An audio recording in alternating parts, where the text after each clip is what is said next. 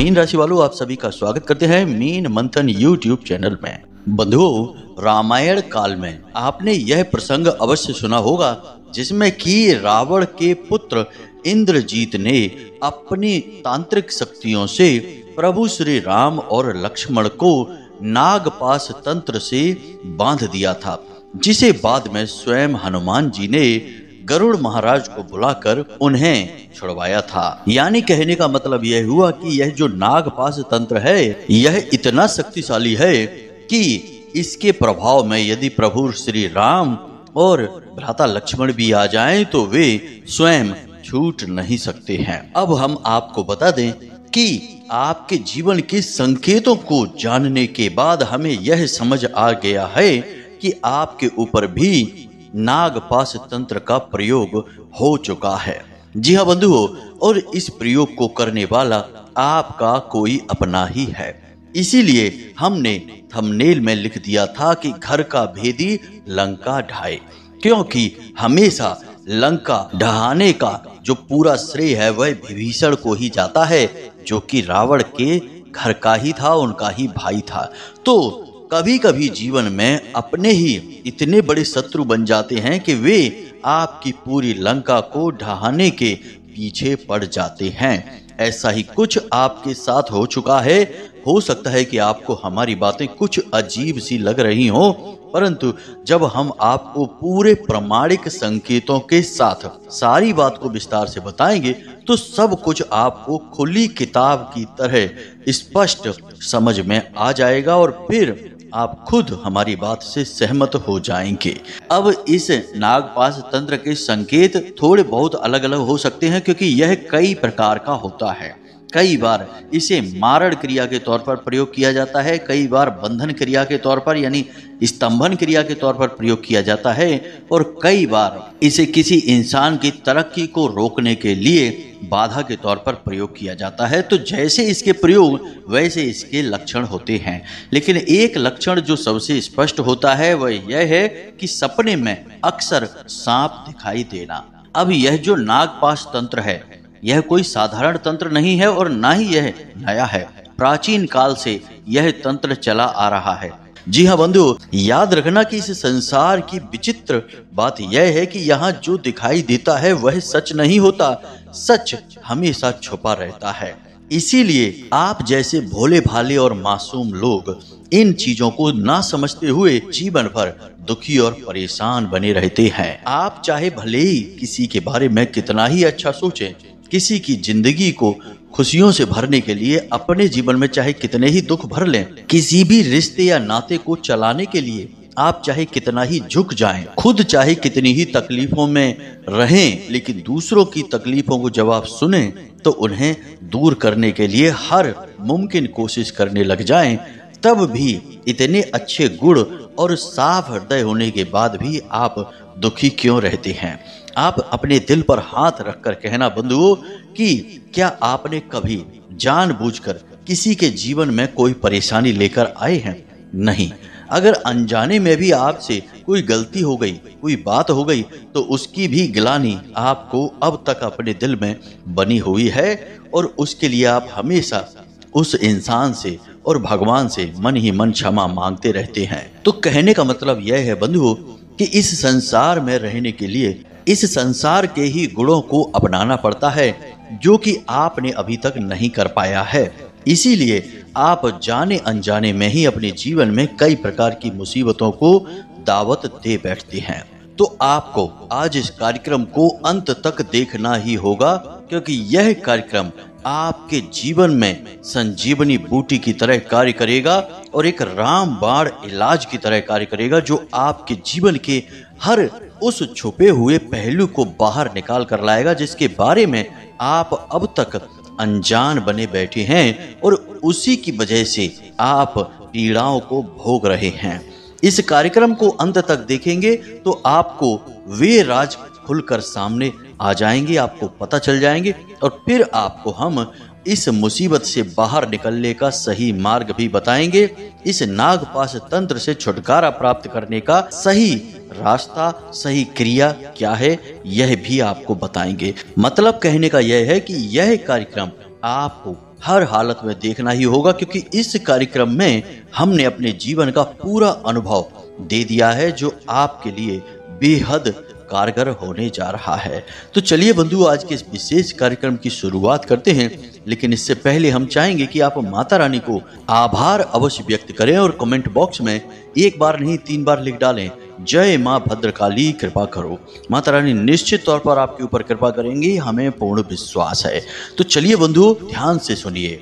तो सबसे पहले हम संकेतों की बात करेंगे, फिर हम आपको उस इंसान के बारे में बताएंगे जिसने यह तंत्र आपके ऊपर किया हुआ है, और उसके बाद इस तंत्र को हटाने की सबसे मजबूत और शक्तिशाली विधि आपको हम बताएंगे, जिससे आपके ऊपर इसका किसी भी प्रकार का प्रयोग किया गया हो, चाहे हल्का आंशिक प्रयोग हो या शक्तिशाली प्रयोग हो, वह पूर्ण रूप से समाप्त हो जाएगा। मित्रों, आज के समय में शत्रु कहीं बाहर से नहीं आता है, अपनों में ही छुपे हुए हैं, आपके साथ दिन रात उठ बैठ रहे हैं, आपके हर अच्छे बुरे की इन्हें खबर है, और जब आपके जीवन में कहीं से भी खुशियों की थोड़ी सी आहट भी सुनाई देती है तो उसका भी इन्हें एहसास रहता है, और जब आपकी मेहनत और आपकी काम करने की शैली की वजह से आप तरक्की करना शुरू करते हैं तो इन लोगों के सीने पर सांप लौटने लगते हैं, और ऐसे में ये आपको नीचे गिराने के लिए कई प्रकार की तरकीबें, कई प्रकार की जुगत भिड़ाने लगते हैं। अब आज का समय वह समय है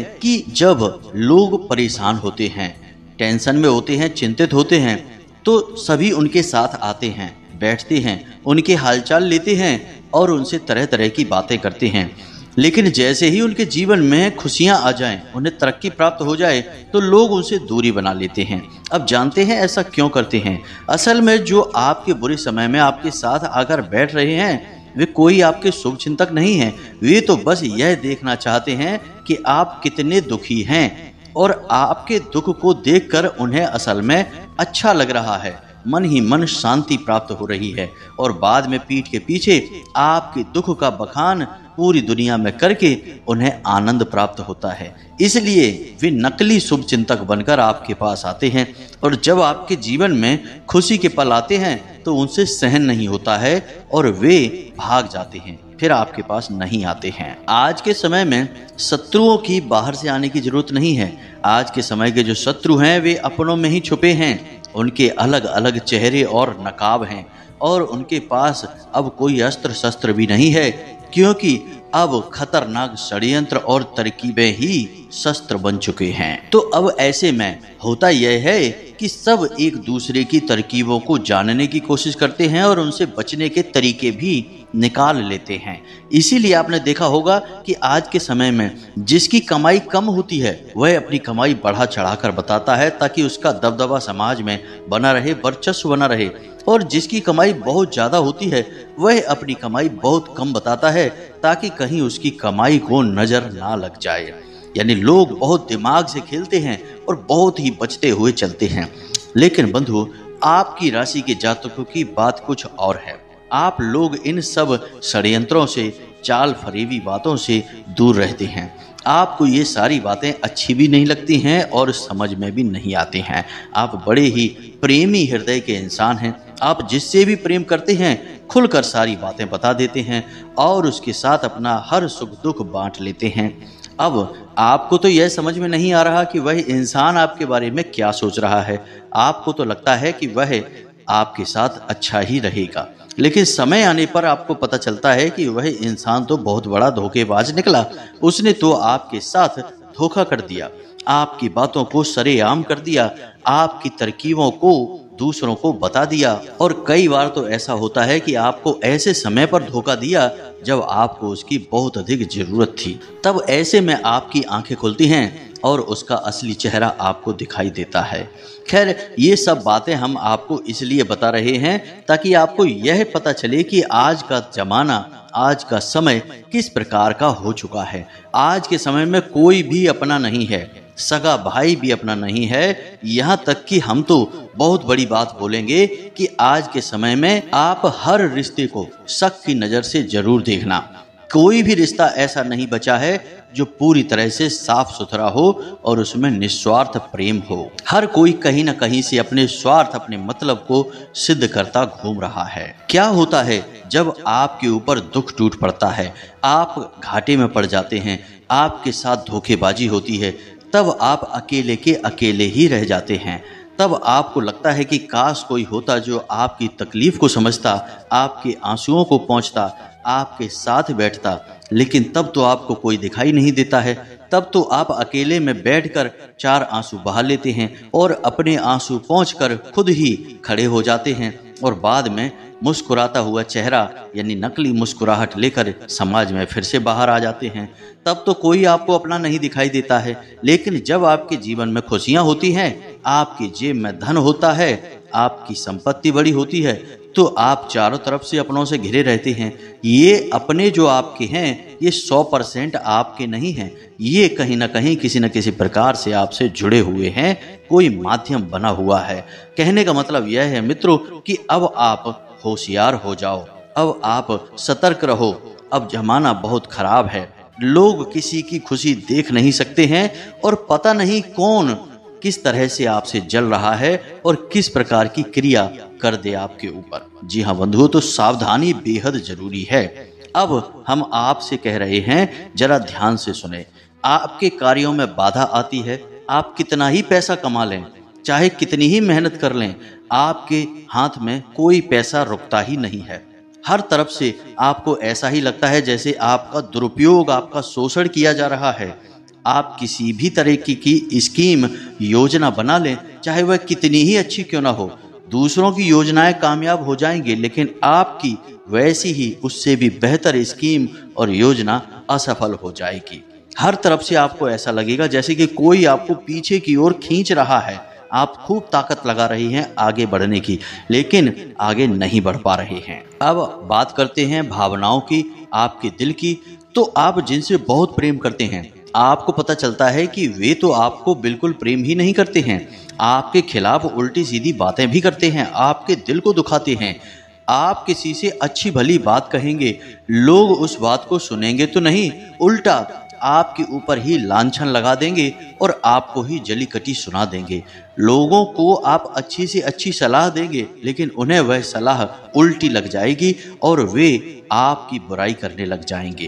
कहने का मतलब यह है कि आप चाह कर भी किसी के साथ अच्छा नहीं कर पाएंगे, और आप कितना ही अच्छा किसी के भी साथ कर दीजिए, आपको बदले में कोई यश नहीं मिलेगा, अपयश ही मिलेगा, बुराई ही मिलेगी। अब मोटे तौर पर ध्यान से समझिए संकेत क्या हैं।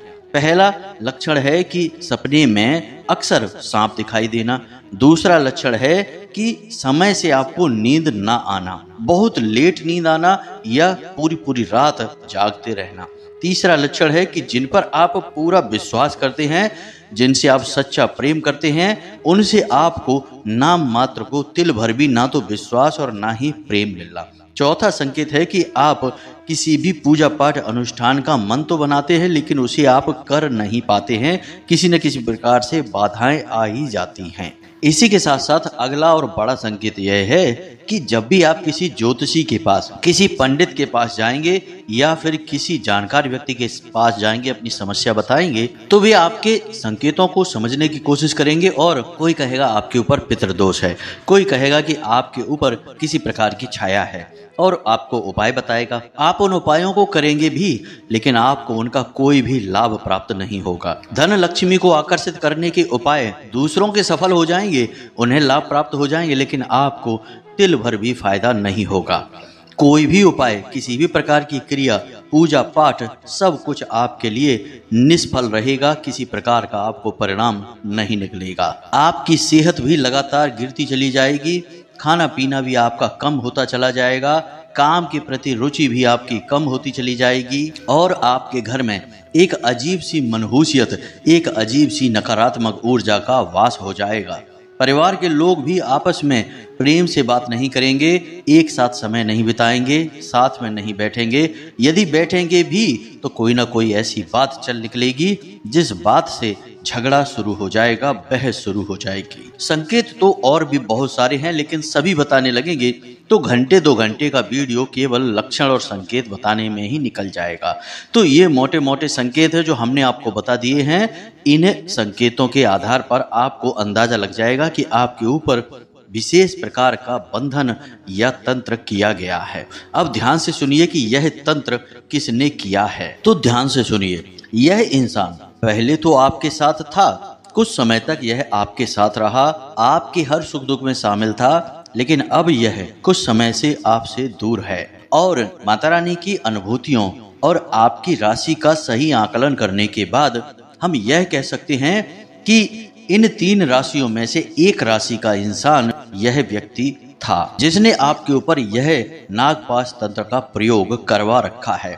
और यह प्रयोग आज से नहीं है, लगभग 2 से 3 साल के पहले के आसपास किया गया है और तभी से आपके जीवन में लगातार एक के बाद एक अड़चने परेशानियां बनती चली आ रही हैं। तो ध्यान से सुनिए, इस इंसान की राशि मेष राशि, वृश्चिक राशि और तुला राशि, इन 3 राशियों में से एक है। अब इस व्यक्ति के नाम का पहला अक्षर भी आप ध्यान से समझ लें। या तो इसके नाम का पहला अक्षर आ है, दूसरा इसके नाम का पहला अक्षर जा है और तीसरा व्यक्ति इसके नाम का पहला अक्षर रा है। अब हमने सारी बातें आपको बताई हैं स्पष्ट कि 3 राशियां हैं और 3 ही राशियों के नाम के पहले अक्षर भी बता दिए हैं। अब हर एक जातक के जीवन में अलग अलग लोग हो सकते हैं। इन 3 लोगों का नाम हमने इसलिए बताया है क्योंकि आपकी ही राशि के हजारों लाखों जातक हैं।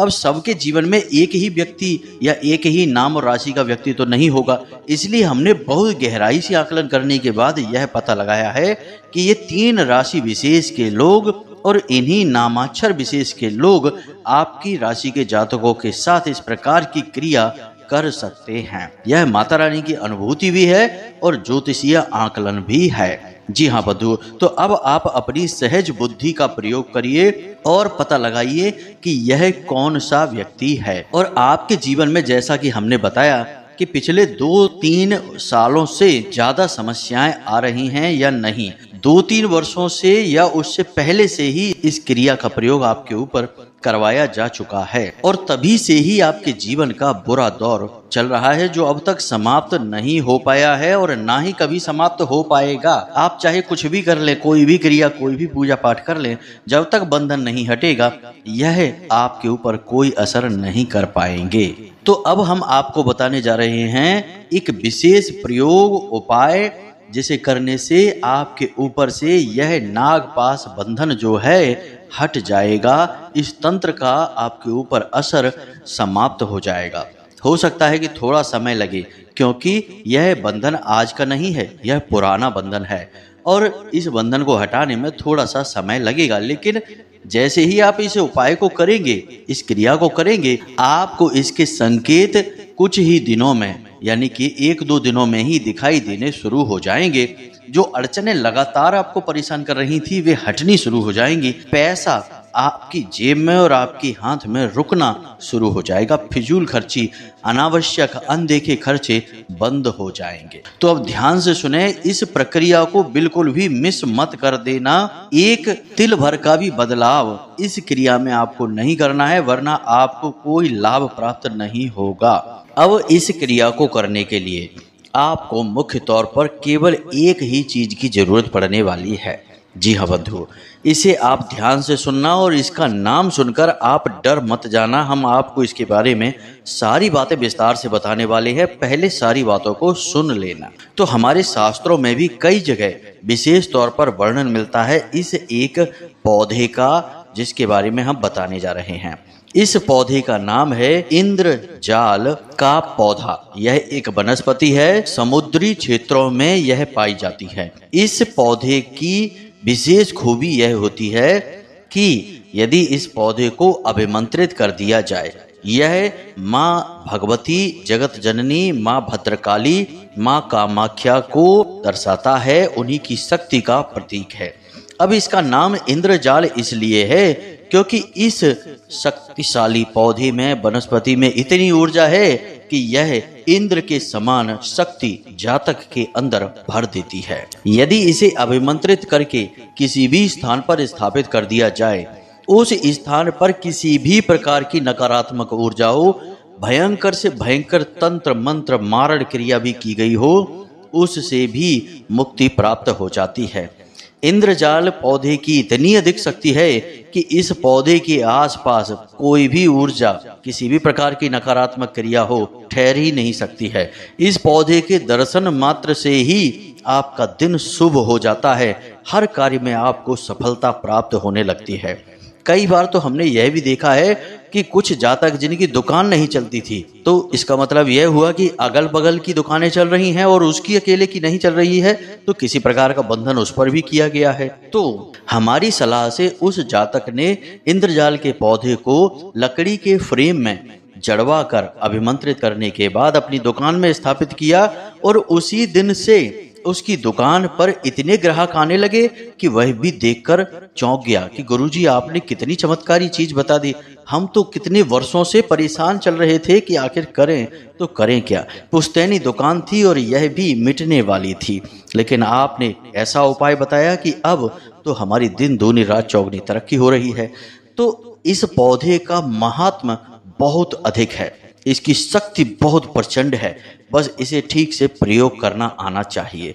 अब हम आपको बताते हैं इसके प्रयोग का क्या तरीका है। आपको वीडियो में इस इंद्रजाल पौधे की तस्वीर भी दिखाई दे रही होगी, इससे आपको यह आइडिया लग जाएगा कि यह पौधा कैसा होता है। यह जाल जैसा दिखाई देता है, इसमें कोई पत्ती नहीं होती है, केवल शाखाएं होती हैं, थोड़ी सी जड़ होती है। इस पौधे को आप पूजा की दुकान पर मांग सकते हैं, जो पूजा पाठ की सामग्री बेचते हैं वो आपको दे सकते हैं, या ऑनलाइन भी आप इसे ऑर्डर करके मंगवा सकते हैं। अब जब यह पौधा आपके घर आ जाए तो शनिवार की रात्रि को 11 बजे के आसपास, जी हाँ मित्रों, यानी आधी रात के आसपास यह पौधा अभिमंत्रित होगा। याद रखना कि आधी रात का समय ऐसा समय होता है जब माया पूरी तरह से सोई होती है और जगत जननी मां भद्रकाली की शक्ति प्रचंड रूप में विचरण कर रही होती है। जी हाँ मित्रों, इसीलिए रात्रि को काली रात कहा जाता है, जो काली महामाई माता को समर्पित होती है। तो अब आपको रात्रि को 11 बजे क्या करना है, ध्यान से सुनिए। आपको केवल अपने पूजा घर में अपने लिए आसन बिछाना है, माता के लिए चौकी लगानी है और उस चौकी पर लाल रंग का कपड़ा बिछाना है और उस कपड़े के ऊपर माता की फोटो रख देनी है। माँ भद्रकाली की फोटो रखें, उनके सामने यह इंद्रजाल का पौधा रखें और इस इंद्रजाल के पौधे को वस्त्र समर्पित करें और लाल चंदन और हल्दी से इसका पूजन करें। चावल इसके ऊपर अर्पित करें और उसके बाद रुद्राक्ष की माला से इस मंत्र का एक माला जाप कर लें। मंत्र आपके मोबाइल की स्क्रीन पर दिखाई दे रहा है, साथ ही साथ इस इंद्रजाल पौधे की तस्वीर भी आपको दिखाई दे रही है, ताकि आपके मन से सारे विचार, सारी नकारात्मक ख्याल समाप्त हो जाएं। तो ध्यान से सुने, मंत्र क्या है। ओम इंद्रजाल कामाख्या भगवती रानी क्राम क्लीम श्रीम श्रीम मम धन्म देहि देहि फट स्वाहा। इस मंत्र का आपको एक माला जाप करना है, रुद्राक्ष की माला का प्रयोग करना है और उसके बाद आपको यह सब ज्यों का त्यों रखा छोड़ देना है। कोई प्रसाद नहीं चढ़ाना है, कोई विशेष विधि नहीं है, बस आपको यह जाप कर लेना है। कोई संकल्प भी नहीं लेना है, क्योंकि यह अनुष्ठान नहीं है, यह इस पौधे को जागृत करने की विधि है। अब आप कोशिश यह करें कि जो गाय के घी का दीपक आपने वहां जलाया है वह लगातार पूरी रात जलता रहे, ताकि यह पौधा लगातार जागृत होता रहे। याद रखना कि पूजा पाठ में हम जो दीपक जलाते हैं, असल में उस दीपक की जो लौ होती है वही उस दिव्य शक्ति का प्रतीक होती है जिसकी हम पूजा पाठ कर रहे हैं। इसीलिए दीपक को सबसे शुद्ध प्रतीक माना जाता है और बिना दीपक के या बिना दीपक की लौ के पूजा पाठ संभव ही नहीं है, असंभव है। अब आपने रात भर के लिए इस इंद्रजाल पौधे को माता रानी की शरण में रख दिया है। अब आपको अगले दिन इस पौधे को एक लकड़ी के फ्रेम में बंद करा देना है, यानी जड़वा देना है, और उसके बाद आपको इसे अपने घर की दक्षिणी दीवार पर लगा देना है। हर आने जाने वाले को यह पौधा दिखना चाहिए, आपके घर के हर एक सदस्य को यह पौधा दिखना चाहिए। आप इसे अपने घर की बैठक में लगाएं, या फिर किसी ऐसे जगह पर लगाएं, कमरे में लगाएं जहां लोग आने जाने वाले रुकते हों, कुछ देर ठहरते हों, जो इस पौधे को देखें। लोगों को इस पौधे को देखने दो। जितने लोग इसे देखेंगे, जितना इसका प्रचार होगा, उतनी ही इसकी शक्ति बढ़ेगी और हर प्रकार की नकारात्मक तांत्रिक क्रिया, नजर दोष, टोना टोटका या किसी भी प्रकार की हवा बयार सब कटती चली जाएगी। अब जब आपको अपने घर में पूर्ण शांति का एहसास होने लगे, घर में पैसा रुकने लगे, बीमारियां दूर होने लगे, लाभ प्राप्त होने लगे, तो आप एक पौधा और मंगाइए और उसे भी इसी प्रकार अभिमंत्रित करने के बाद अपनी दुकान में भी लगा दें। लेकिन दुकान में जब लगाएं तो उसे उत्तरी दीवार पर लगाएं, दक्षिणी दीवार पर नहीं। दक्षिणी दीवार तंत्र मंत्र को काटने के लिए होती है। दक्षिण दिशा मृत्यु की दिशा होती है, जो हर अनिष्ट को रोक देती है। इसी प्रकार उत्तरी दीवार धन संपत्ति की दिशा होती है, वहां से पैसा आता है, वह कुबेर की दिशा है। तो काम धंधे में तो आपको पैसा चाहिए, तो आपको उत्तरी दीवार पर लगानी है। बस इन दो क्रियाओं को आप करके देखिए, किसी भी प्रकार का तंत्र हो, क्रिया हो, बाधा हो, एकदम से कट जाएगी और अगले ही दिन से आपको रिजल्ट इसके देखने को मिल जाएंगे। अब तांत्रिक क्रिया जितनी पुरानी होगी, समय भी उतना अधिक लगेगा, लेकिन धीरे धीरे परिवर्तन दिखाई देने शुरू हो जाएंगे और एक आध महीने में पूर्ण रूप से तंत्र कट जाएगा। कुछ भी करने की जरूरत नहीं है, किसी भी तांत्रिक के पास जाने की जरूरत नहीं है, किसी को भी पैसे देने की कोई जरूरत नहीं है। आप स्वयं ही अपना इलाज कर देंगे, आप स्वयं ही इन नकारात्मक ऊर्जाओं से मुक्ति प्राप्त कर लेंगे। तो उम्मीद है कि जो बातें, जो जानकारियां हमने आज आपको दी हैं, इन्हें आप अपने जीवन में अवश्य उतारेंगे, इनका प्रयोग अवश्य करेंगे और इनके प्रयोग से अपने जीवन को संकट से मुक्त अवश्य कर लेंगे। और माता रानी, माँ भगवती, माँ भद्रकाली की कृपा और आशीर्वाद तो आपके साथ है ही। उन्हीं की अनुभूति के आधार पर हम आज इस कार्यक्रम को आपके लिए बना पाए हैं। उन्हीं की ऐसी इच्छा रही कि हम आपको यह विशेष ज्ञान दें। तो चलिए प्रेम से बोलिए, जय माई की, जय माँ भद्रकाली। हमेशा हंसते रहिए, मुस्कुराते रहिए, सकारात्मक रहिए और दिन में एक बार मंदिर अवश्य जाइए, क्योंकि आपका उद्धार वहीं से होगा। मिलते हैं अगले ज्ञानवर्धक कार्यक्रम में, तब तक के लिए धन्यवाद। जय माई की।